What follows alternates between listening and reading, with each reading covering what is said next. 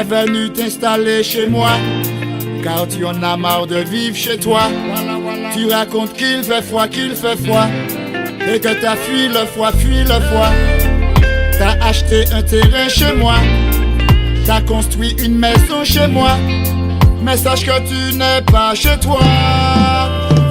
Hey, chez moi tu kiffes la mer, chez moi tu kiffes le soleil.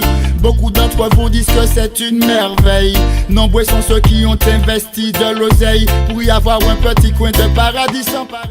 Bonjour. Bonjour. Quel est votre prénom et qu'est-ce que vous faites dans la vie? Moi, je m'appelle Grazielle et je suis éducatrice Montessori. J'organise des ateliers pour les enfants. D'accord, vous pouvez nous en parler, nous expliquer un peu plus le concept Montessori? Oui, bien sûr. Alors, c'est une pédagogie alternative qui a vraiment pour but de développer la motivation de l'enfant, sa concentration, mais surtout le respect de son rythme et de son besoin. Donc, on va vraiment allier tout ça pour avoir un enfant qui apprend en s'amusant. D'accord. Et donc du coup, pourquoi vous êtes là aujourd'hui? Alors aujourd'hui, le but c'est vraiment de faire passer un message fort parce que je fais l'école à la maison à mes enfants et nous sommes nombreux, il y a énormément de parents qui se lancent dans cette aventure et le but vraiment de cette manifestation, c'est de faire prendre conscience de ce que c'est l'IEF. IEF, ça veut dire instruction en famille, et on a envie de faire connaître la chose pour que tout le monde se rende compte que c'est pas des enfants isolés, c'est des enfants qui voient d'autres enfants et qui apprennent à leur rythme, tout simplement. D'accord. Et vous pensez que c'est en danger tout ça aujourd'hui? Oui, tout à fait, parce que le président souhaite faire passer une loi qui interdirait l'école à la maison, sauf pour les enfants malades ou qui font du sport de haut niveau. Or, la majorité des enfants qui font l'école à la maison ne sont pas dans cette catégorie et n'ont pas forcément la possibilité d'être épanouis à l'école parce que c'est simplement un système qui ne correspond pas à leur fonctionnement. Et on veut vraiment conserver cette liberté que les enfants continuent à apprendre à leur rythme et à leur manière. D'accord.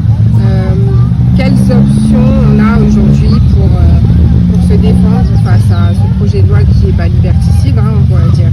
Tout à fait. Alors c'est vrai qu'on est assez inquiet en tant que parents, mais on reste très optimiste parce qu'on a fait beaucoup de démarches, on a envoyé des courriers aux députés, on a fait des rassemblements, on a imprimé des tracts, les enfants aussi sont mobilisés, ils ont fait des affiches et on vient encore là aujourd'hui pour parler à la population, pour nous faire connaître. On a été faire des interviews à la télé, à la radio et on est persuadé que ça va aider à faire bouger les choses.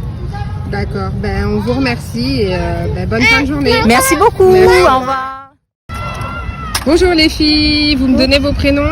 Moi c'est Prudence. Moi c'est Sakura. Vous avez quel âge? Moi j'ai 9 ans et demi. 9 ans et demi. Vous savez pourquoi on est là aujourd'hui? Oui, pour défendre l'instruction famille. Oui. Et qu'est-ce que vous pensez de l'instruction en famille? Toutes les deux, vous pratiquez l'instruction en famille? Oui. Oui. Qu'est-ce que vous en pensez? C'est bien. L'école en famille, t'es avec ta maman, tes parents et oui, et puis t'as moins de restrictions. Parce qu'à l'école, il y a beaucoup de jaloux. Ouais, en plus, il y a beaucoup de jaloux, tout. Il y a beaucoup de jaloux, tout et tout. Et en fait, on doit rester assis longtemps, alors que là, on reste assis, mais on reste pas obligatoirement assis toute la journée et on fait plus de sorties. Et aussi, tu peux aussi avec ton frère, ta soeur, et aussi tu peux jouer avec tout le monde. Et à l'école, tu es obligé de t'asseoir, travailler, manger, travailler, remanger, travailler. Vous avez déjà été à l'école toutes les deux? Oui. Et vous vous sentez moins bien pour étudier à l'école? Oui, parce que en fait dans les classes, moi dans mon école, je sais pas si c'était pareil pour toutes les écoles, mais il y avait plusieurs niveaux en fait. Il y avait un niveau des forts, un niveau des moyens et un niveau des pas forts. Voilà. Et du coup la maîtresse elle s'occupait plus des pas forts et des moyens, alors que les forts ils étaient en autonomie et ça m'énervait parce que du coup quand on a besoin d'aide, la maîtresse elle est pas là pour nous quoi. D'accord, c'était un peu inégalitaire. Oui. D'accord. Et aussi moi, je sais pas si c'est la même chose dans les autres écoles, mais moi, mes amis ils étaient méchants avec moi juste parce que j'étais pas de la même couleur qu'eux. Et un jour ça m'a blessée, alors j'ai changé d'école et après j'ai plus aimé l'école. Et j'ai fait l'école. Ils étaient de quelle couleur? Eux ils étaient plus blancs. Ah, ils aimaient pas ta couleur? Non. C'est problématique ça. Oui. Et aussi on faisait des réflexions sur mes taches de rousseur, on disait que c'était des boutons. D'accord. Donc c'est vrai qu'il y a un problème d'harcèlement scolaire dans les écoles et que vous vous sentez peut-être mieux chez vous, dans votre cadre familial pour apprendre. Au niveau du rythme, ça va? Vous vous réveillez quand vous voulez? Vous faites comment? comme moi par exemple j'ai une petite sœur et un petit frère, en fait tant que ma petite sœur n'est pas réveillée, on peut pas commencer à travailler. Donc de toute façon on commence vers 10h à travailler et puis là on travaille jusqu'à temps qu'on ait fini nos devoirs. Alors moi, je me réveille le matin vers 4h du matin pour travailler parce que ma mamie, elle aime quand je travaille et ma maman aussi. Alors je me réveille à 4h du matin, je fais matin, midi et soir. Et comme ça, soit le lendemain matin, je fais pas ou des fois je fais pour comme il est mieux apprendre. D'accord. En tout cas, vous aimez bien ce que vous faites. Vous êtes contente de Oui. faire l'IEF. Oui. Vous n'aimeriez pas retourner à l'école? Non. Alors ça dépend. Oui, Ça dépend des écoles. Par exemple, moi, mon école, il y a carrément des champignons dans toutes les classes et dans l'école, ça tombe au ravin. Et normalement, c'est un abri anti-tempête, donc voilà. Moi, ça dépend aussi parce que j'avais peut-être, je sais pas si je sens encore mon joli, mais c'est peut-être mon petit ami, mais on sait pas encore. Et voilà. Mais peut-être que je peux retourner à l'école. Mais moi, j'ai pas envie. De toute façon, il m'intéresse pas. Voilà. Moi non plus, j'ai pas envie. Après, tu vois, si c'est obligé, c'est pas mieux que la police elle vienne chez nous et qu'elle nous mette une amende. Tu as peur que la police vienne chez toi te mette une amende? Ou si la loi elle passe, oui. Et est-ce que tu trouves ça juste que la police passe chez toi? Non. Non. Ok, merci les filles. Rien. Au À revoir. bientôt. Au revoir. Bonjour, alors est-ce que je pourrais avoir vos prénoms et savoir pourquoi vous êtes là aujourd'hui? Bonjour, priorité aux dames, je m'appelle Jean. Et moi, je m'appelle Lydie Talcon Outou. D'accord, pourquoi vous êtes là aujourd'hui? Je suis là parce que pour sauver l'IEF, l'instruction en famille, que j'ai découvert avec la naissance de notre dernière fille qui s'appelle Vénus, elle a 7 ans et demi. Nos autres enfants, on en a 4 autres. Ils sont tous allés à l'école normale, ils ont fait des grandes études même. Et là, on savoure. Voilà, là, on découvre l'instruction en famille. On savait pas que ça existait, on savait pas que c'était légal. Et c'est vraiment quelque chose d'une aventure extraordinaire, en tout cas, pour notre enfant, pour nous, pour toutes les familles qu'on rencontre, parce qu'il y a beaucoup de personnes qui pratiquent l'instruction en famille. Donc on est là pour garder, en fait, on aimerait bien garder cette liberté de choix. Vous pensez que cette liberté est menacée aujourd'hui? Apparemment, paraît-il. Avec ou sans école, à partir du moment que l'individu est menacé dans sa liberté, il doit réagir. Là, c'est sur la liberté de pouvoir choisir le mode d'enseignement, le mode de formation, la façon dont on veut faire l'apprentissage de l'éducation à nos enfants qui est menacée. Donc, au nom de la liberté, oui, on doit être présent. Après, il y a le choix de l'éducation. Mais la première chose qui est menacée, c'est la liberté. Dans la Constitution française, on a le droit de choisir le mode d'éducation de notre enfant.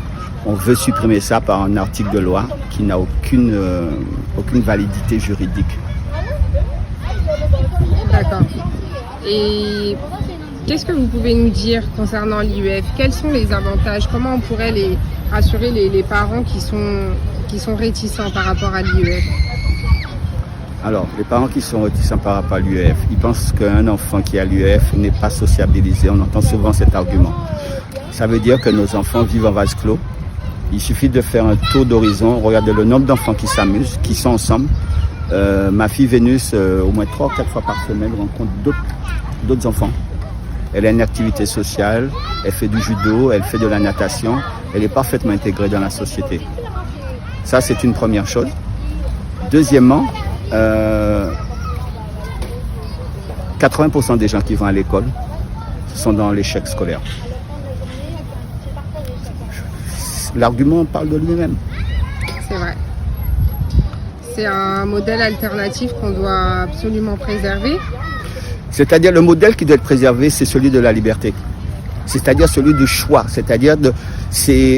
Comment vous expliquer ça? C'est comme si demain matin on allait m'imposer de rentrer dans telle ou telle religion. Parce que c'est la religion d'État. Non, la Constitution française a donné la liberté à tout un chacun de choisir son mode d'éducation. La Constitution européenne reconnaît cette liberté. Il ne faut pas bafouer les libertés. La vie est trop courte. Est-ce que vous êtes plutôt optimiste ou pessimiste par rapport à ce projet de loi? Comment vous voyez l'avenir pour vous, pour vos enfants, pour votre famille?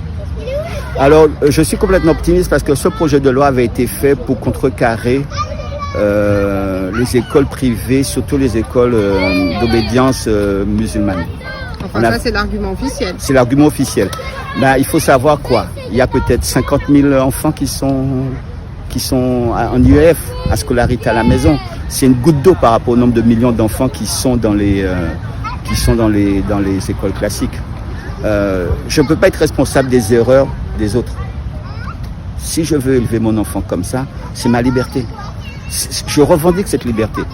Je la revendique et je veux me battre pour. Et si le projet de loi passe, comment voyez-vous l'avenir? Il ne faut pas qu'il passe. Non, il ne peut pas passer. Parce que même s'il passe, il y a déjà eu des cas, on va dire, de jurisprudence.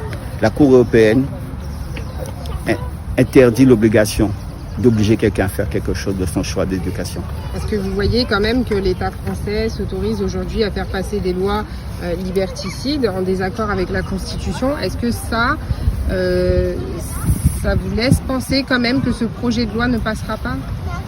C'est-à-dire que même si le projet de loi y passe, il va faire en sorte pour avoir des dérogations. Et ça va se calmer, ça va se tasser de lui-même. Ça va se tasser de lui-même. Parce qu'on peut pas, comment dire, emprisonner autant de parents. On va faire qu'on va tous les mettre en prison. On leur mettra des amendes? On leur mettra des amendes et ils vont porter des procès et l'État français sera condamné. Non, soyons sérieux. Peut-être qu'ils savent aussi que les gens n'auront pas ni le temps, ni l'énergie, ni même l'argent d'investir dans des démarches juridiques. Vous savez quoi? Les gens se sont battus pour moins que ça. On touche pas à la liberté du français. Encore moins celui du Guadeloupéen. Ça fait plaisir d'entendre des paroles aussi optimistes. Là, il y a quand même pas mal de personnes présentes. Qu'est-ce que vous pensez? Est-ce que vous pensez qu'on n'est pas assez? Comment on pourrait sensibiliser les gens sur la question? Non, sensibiliser, c'est... Je monopolise la parole peut-être, mais sensibiliser, c'est pas le... Je ne veux pas obliger quelqu'un à enlever son enfant de l'école. Non, il fait ce qu'il veut. Moi, c'est tout ce que je demande. Laissez-moi faire ce que je veux. Si la loi, c'est ça, c'est tout. Chacun fait comme il veut. La loi m'autorise à faire l'éducation de mon enfant chez moi. Ok. C'est pour ça que je me bats. La liberté d'être libre. La liberté de la liberté. On revient à mai 68. Interdit d'interdire. On vous remercie. Bonne journée à vous. L'IEF, liberté en danger, sauvons l'IEF, liberté en danger, sauvons l'IEF, liberté en danger, sauvons l'IEF, liberté en danger, sauvons l'IEF, liberté en danger, sauvons l'IEF, liberté. Tu veux tenir? Qui veut tenir? Vous voulez tenir? Non? Bonjour, alors quel est votre prénom et pourquoi vous êtes là aujourd'hui? Bonjour, alors mon prénom c'est Dario. Donc je suis venu puisqu'il y a une femme ou une demoiselle qui s'appelle Astrid Miché qui a posté sur sa page Facebook une invitation à se mobiliser. Donc j'ai répondu à l'appel. D'accord, est-ce que vous vous sentez concerné par ce que défend le mouvement aujourd'hui, l'IEF? Alors, je me sens concerné puisque j'ai mes 3 enfants qui ont fait l'école sous plusieurs formes. Donc, on a fait, dans un premier temps, ils sont allés à l'école. Donc, ils ont fait maternelle, début de primaire pour le plus grand. Et ensuite, on a décidé de faire la non-éducation. Donc, ça consiste à ne pas intervenir dans la vie de l'enfant. Sauf pour ce qui concerne le collectif, donc la vie en société, les règles de la société, mais sinon, c'est de ne pas intervenir. Et pour ce faire, on a fait une démarche au rectorat pour informer le rectorat que les enfants n'iront pas à l'école à partir de septembre. Et on a fait aussi une déclaration à la mairie, donc c'est la procédure.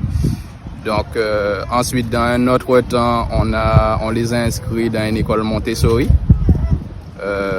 pendant un certain temps.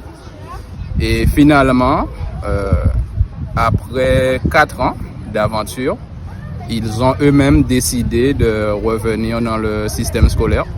Donc on les a réinscrits à l'école publique. D'accord. Mais donc vous pensez que c'est quand même bien de conserver la liberté de choisir? Alors je pense que c'est très important, d'autant plus que quand on a fait la démarche, il y a beaucoup de personnes qui pensaient que ça n'existait pas.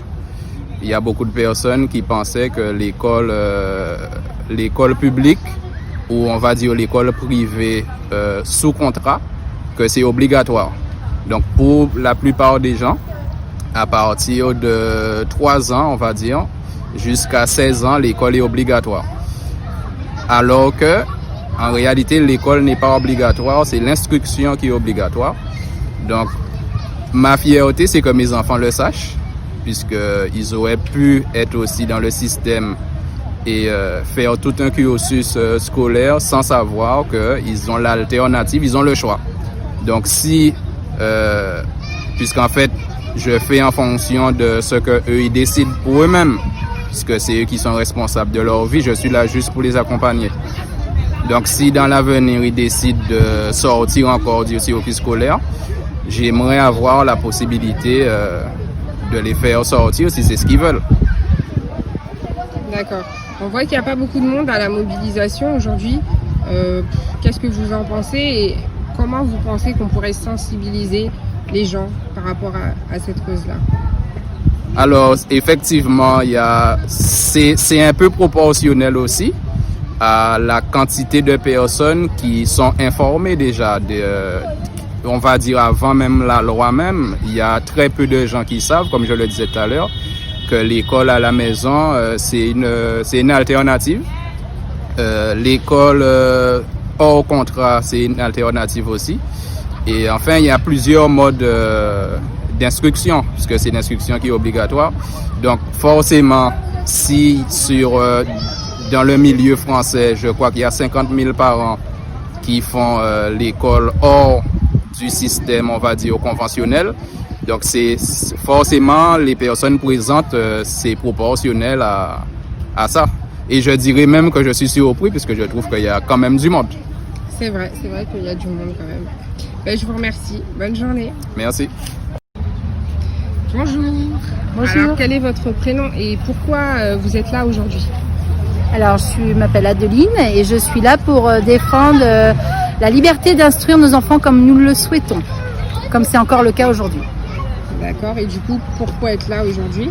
Parce que le 2 octobre 2020, le président de la République française a informé les Français qu'il voulait faire passer une loi interdisant l'instruction, la liberté d'instruction. Aujourd'hui en France, l'instruction est obligatoire, mais on peut la choisir. C'est-à-dire qu'on peut la faire à domicile, on peut la faire à l'école traditionnelle, on peut faire dans des écoles hors contrat, on peut la faire avec des cours particuliers. Donc voilà, on a le choix. Et M. Macron a décidé qu'il voulait passer une loi qui interdisait cela et qui obligeait l'instruction en établissement de l'éducation nationale, de l'école de la République, de l'âge de 3 ans jusqu'à 18 ans. Ok, et donc vous trouvez ça problématique? Alors déjà, je trouve que c'est une liberté, c'est une entrave à la Constitution des droits de l'homme. Depuis 1974, on s'est battu pour avoir ce droit d'instruire nos enfants comme on le souhaite. On a déjà l'obligation de les instruire, on a déjà des contrôles de l'éducation nationale, des contrôles de la mairie pour voir si tout se passe bien. Et aujourd'hui, très peu de familles posent problème en instruction en famille. En fait, il veut arrêter l'instruction en famille au nom du séparatisme et de l'islamisme. Or, 50 000 enfants sont déclarés en France en instruction en famille et selon les chiffres de l'éducation nationale, des rectorats, seuls 3% des familles seraient radicalisées. Ce qui laisse quand même une marge dans les autres familles qui ne posent aucun problème, qui ne sont pas radicalisées, qui ont choisi pour d'autres raisons l'instruction en famille. Ça peut être la santé, la santé des enfants, ça peut être un mode de vie parce que les gens ont décidé de faire une pause dans leur vie, partir de 3 ans en bateau, en camion, faire le tour du monde. Ça peut être pour des raisons professionnelles, des familles itinérantes, des forains, des gens qui font des foires, toute la famille suit pour pas être séparée. Ça peut être pour des raisons personnelles également, ça peut être un choix de vie. Ça peut être à cause du harcèlement scolaire. Harcèlement scolaire qui est vraiment un fléau. Il y a beaucoup d'enfants instruits en famille qui sont instruits en famille parce qu'ils ont été harcelés, violentés par d'autres enfants à l'école, voire par des enseignants. Et le pire, c'est qu'il n'y a aucun médecin qui le prouve à l'écrit. Donc ça veut dire que ces enfants-là, on sera obligé de les remettre parce qu'il n'y aura pas de médecin qui va prouver que l'enfant a été harcelé, que c'était vraiment horrible pour lui et l'école. Et l'harcèlement, ça commence dès la primaire. Hein. On ne parle pas de collège ni de lycée. Hein. C'est dès la primaire. Et est-ce que vous pratiquez l'IEF? Oui. Oui. Vous pouvez nous parler un petit peu de comment ça se passe, quels sont les avantages? Alors, le premier avantage qui me paraît primordial en tant que maman, c'est de garder le rythme de mon enfant. J'ai 3 enfants, ils ont un rythme différent, un rythme de sommeil différent qui leur est propre. Et déjà, je respecte leur rythme de sommeil. Je n'ai pas à les lever à 5h ou 6h du matin, les presser pour se préparer pour être à telle heure à l'école. Je n'ai pas à les obliger à rester 8 heures assis sur une chaise, comme ça peut être dans l'école, et encore pire avec les restrictions sanitaires aujourd'hui. Et voilà, on respecte leur rythme, ils se lèvent à leur rythme, on déjeune, on s'installe tranquillement, chacun à son niveau. Donc nous on fait du formel, tous les matins c'est du formel. C'est-à-dire qu'on suit le programme de l'éducation nationale de chacune. On travaille, je n'impose pas si au bout de 2 heures l'enfant commence à stagner, envie de faire une pause. Il a le droit, il n'y a rien d'obligatoire. Et justement, comme rien n'est obligé, l'enfant le fait volontiers parce que je ne le force pas et ça devient un plaisir de travailler. Et l'après-midi, tout ce qu'on a vu en formel, on essaie de le voir dans la vie de tous les jours. Par exemple, les mathématiques, ça peut être dans la cuisine. Faire de la cuisine, on travaille les mathématiques, les quantités, la lecture. Quand il faut lire, par exemple, un enfant de CP, CE1 qui est en plein apprentissage de lecture, quand on fait une recette de cuisine, il faut être capable de lire, il faut être capable de comprendre les chiffres, de peser. Tout ça, donc c'est le formel qui est remis en pratique dans la vie de tous les jours. C'est un très beau modèle alternatif. Et du coup, comment vous expliquez le fait que peu de personnes soient intéressées par le sujet? Par exemple, là, il n'y a pas beaucoup de monde au rassemblement. Comment vous pouvez l'expliquer et comment vous pensez qu'on peut sensibiliser sur ce sujet-là? Alors, beaucoup de gens ne se sont pas concernés parce que, comme je disais, il y a 50 000 enfants déclarés en instruction en famille, mais ce qui fait peu sur le nombre de la population. D'ailleurs, c'est ce qui est encore plus étonnant que M. Macron veut s'attaquer à cette loi. Alors, sur le si peu, cette petite poignée d'enfants qui sont instruits à la maison, à côté de tous les enfants qui sont scolarisés, c'est vraiment minime. Et donc, je pense que déjà, voilà, c'est peu reconnu, c'est peu connu. Beaucoup de gens pensent que l'école, c'est obligatoire. Or, c'est faux. C'est l'instruction aujourd'hui qui est obligatoire. Et c'est pas l'école qui est obligatoire. C'est pas du tout la même chose. Et il y a plein de gens qui savent. Il y a aussi des raisons professionnelles, des raisons financières. Et ça, que je peux l'entendre et je peux comprendre. J'ai la chance d'être travailleur indépendant. Donc, j'adapte ma vie professionnelle par rapport à l'instruction en famille, à ma vie de famille, mes enfants. J'ai cette chance de pouvoir le faire. Je sais que ce n'est pas la possibilité. Je connais beaucoup de familles qui aimeraient, qui admirent même ces enfants instruits à la maison, mais qui ne peuvent pas pour des raisons budgétaires.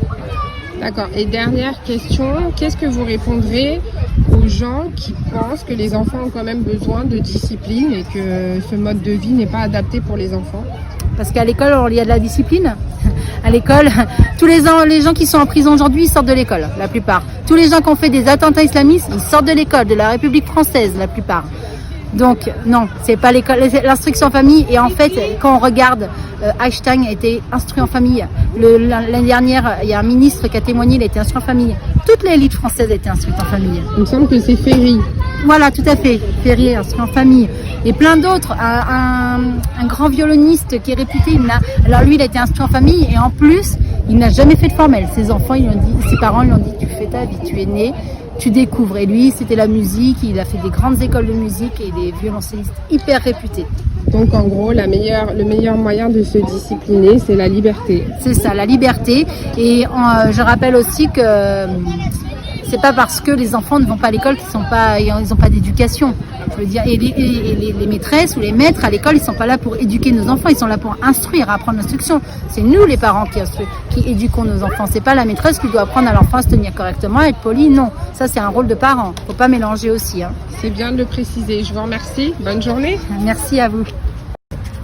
Bonjour.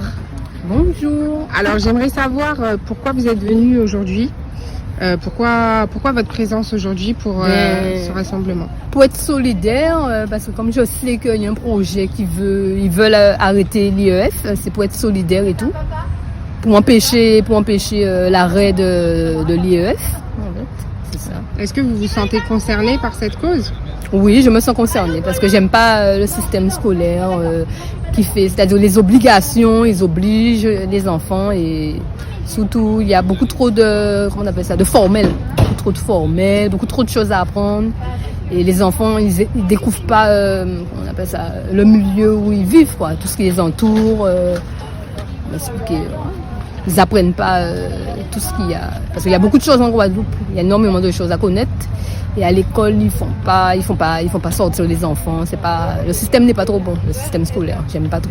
Donc vous serez plus pour un modèle alternatif, un changement dans l'éducation des enfants. Voilà, exactement. Ouais, je préfère comme ça. Et vous pensez que ce soit le parent qui apprenne à l'enfant, plus que ce soit quelqu'un d'autre. D'accord. Et vous pensez que ce projet de loi peut être un danger pour ça? Ouais, je pense oui. Malheureusement, oui. D'accord. Il faut qu'il y ait... Oui, dites-moi. Il faut qu'il y ait peut-être plus de personnes qui s'engagent pour cette cause, pour manifester, pour faire entendre leur voix, quoi. Plus de parents. Je vois ça comme ça. D'accord. Et qu'est-ce que vous pensez du fait qu'il n'y ait pas grand monde là aujourd'hui pour nous soutenir?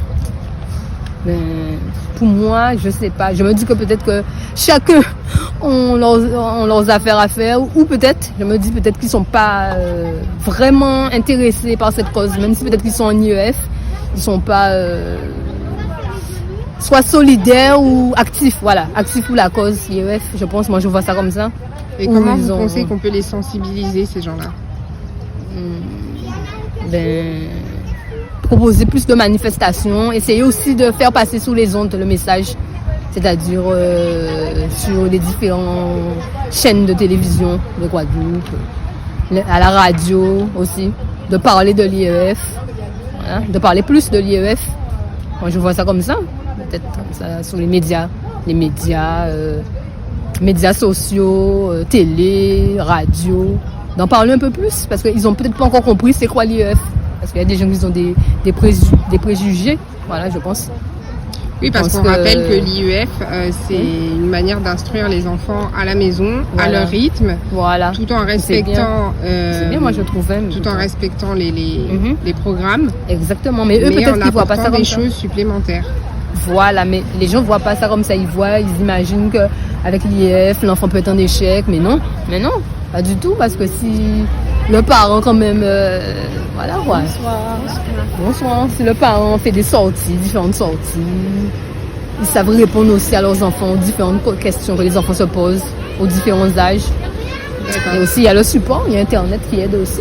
Voilà, il y a pas mal de choses. Moi je vois pas pourquoi les gens sont réfractaires.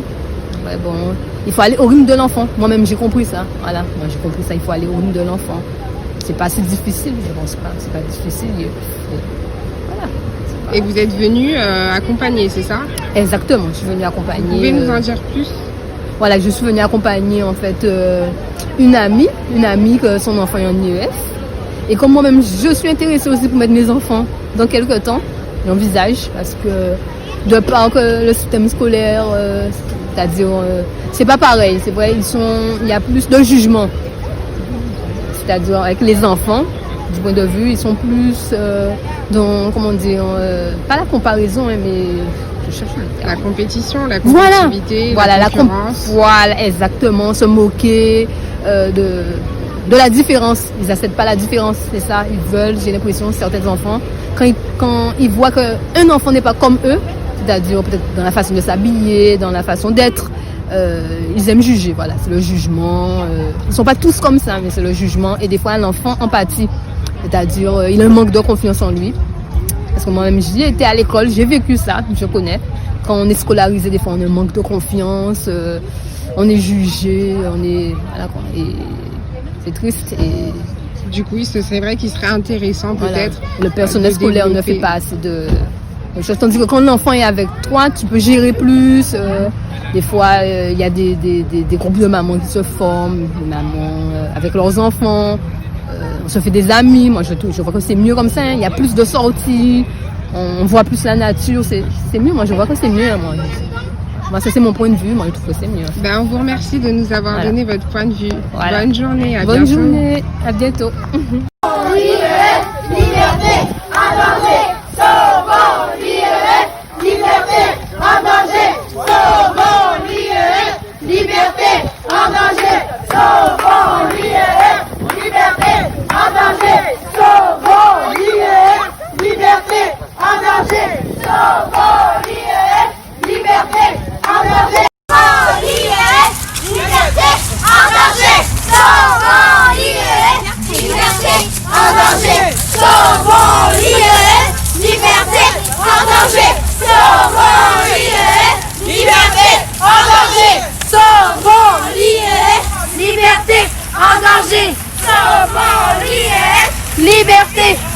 danger. Sauvons l'IEF, liberté en danger. Sauvons l'IEF, liberté en danger. Sauvons l'IEF, liberté en danger. Sauvons l'IEF, liberté en danger.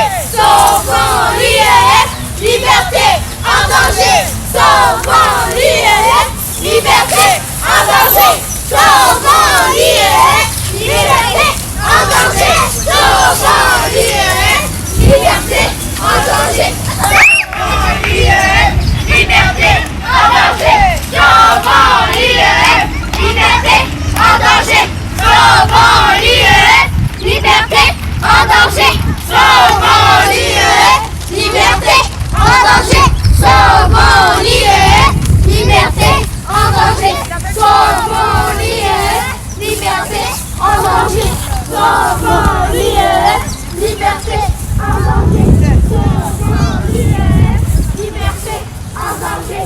Sauvons l'IEF, liberté en danger. Sauvons l'IEF, liberté en danger. Sauvons l'IEF. Merci pour les cœurs. C'est l'avenir de demain. Bravo!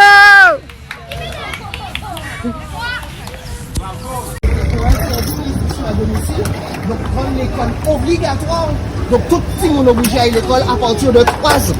Donc là ce qu'on fait, on a fait une petite manifestation et on fait un petit tour en donnant les tracts pour dire aux gens, faites attention, il y a des lois qui passent.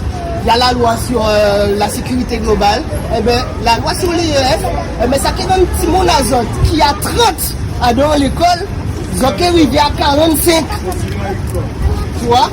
Donc, parlez autour de vous, parlez autour de vous, parlez autour de vous. Je vous remercie. On continue à avancer.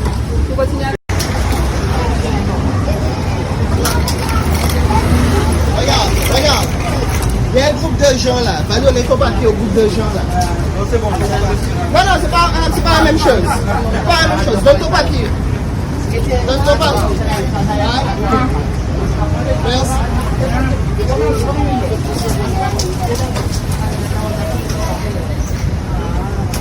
Maintenant on retourne, on va voir là. Non mais c'est bon, ils sont ensemble.